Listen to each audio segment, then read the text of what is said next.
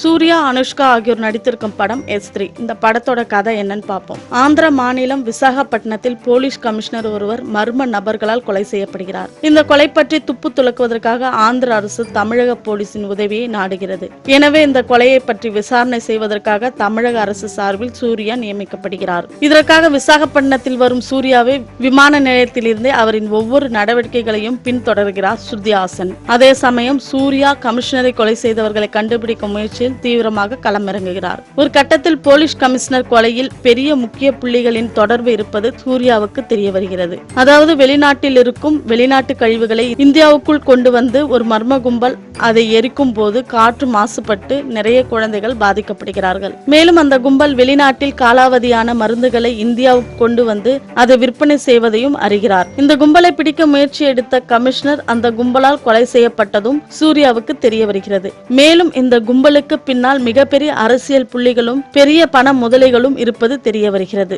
இதையெல்லாம் தனது போலீஸ் மூளையால் சூர்யா கண்டுபிடித்து சட்டத்தின் முன் அவர்களை எப்படி தண்டிக்கிறார், சூர்யாவை தொடர்ந்து பின்தொடரும் ஸ்ருதி ஹாசன் பின்னணி என்ன என்பதை மிகவும் விறுவிறுப்புடன் சொல்லியிருக்கிறார்கள். சிங்கம் படத்தின் 3ஆம் பாகமாக S3 படம் வெளிவந்திருக்கிறது. கடந்த 2 பாகத்திலும் துரை சிங்கமாக சீறி பாய்ந்த சூர்யா இந்த படத்திலும் தனது ஆக்ரோஷமான நடிப்பை வெளிப்படுத்தி படத்திற்கு பலம் கூட்டியிருக்கிறார். படத்தில் எதிரிகளிடம் ஆக்ரோஷமாக இவர் பேசும் வசனங்கள் எல்லாம் அனல் தெரிக்கிறது. படத்தின் பெரும் பகுதியை இவரே ஆக்கிரமித்திருக்கிறார். எனவே தனது கதாபாத்திரத்தை உணர்ந்து இவரும் சிறப்பாக நடித்திருக்கிறார். ஸ்ருதி ஹாசன் வழக்கம் போல் இல்லாமல் இப்படத்தில் பொறுப்பான கதாபாத்திரத்தை ஏற்று நடித்திருக்கிறார். அனுஷ்காவுக்கு முந்தைய பாகங்களைப் போல் இந்த படத்தில் 1-2 காட்சிகள் வந்து போவது மாதிரியான கதாபாத்திரம். படத்தின் காட்சிகளை ஒவ்வொன்றும் மிகவும் வேகமாக நகர்வதால் சூரியின் காமெடியை யோசித்து சிரிப்பதற்கே நேரம் இல்லாமல் போகிறது. இவருடன் வரும் ரோபோ சங்கரும் இந்த படத்தில் சிறப்பான காமெடி குணச்சித்திர கதாபாத்திரம். அதை உணர்ந்து அவரும் சிறப்பாக செய்திருக்கிறார். பாடகர் கிரீஷ் இந்த படத்தின் மூலம் நடிகராக அறிமுகமாயிருக்கிறார். முதல் படத்திலேயே அழகான நடிப்பை வெளிப்படுத்தியிருக்கிறார். அரசியல்வாதியாக வரும்